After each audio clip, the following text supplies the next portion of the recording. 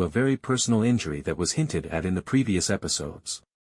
Kevin first went inside Rusby's home to exact revenge on the tormentor and jailer.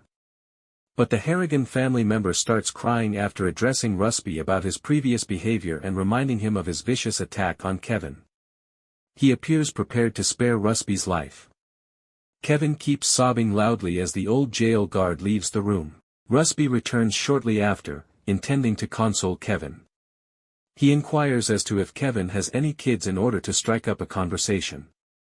Bella's husband is triggered by the question, and he immediately brings the gun and shoots him.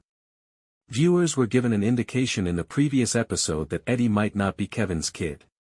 Therefore, Kevin may have a deep wound that was awakened by Rusby's seemingly benign question. Additionally, many speculate that Rusby's discussion of children may have brought Kevin back to his parent persona, which compelled him to address his childhood trauma. A fan opined on Reddit, the Kevin/Rusby scene was excellent. The way he went from broken to resolved when Rusby mentioned kids was so perfect. He was devastated by all the pent-up trauma and finally talking about it and would have left, but then Rusby mentioned children and immediately refocused Kevin on being a parent. Great scene on multiple levels.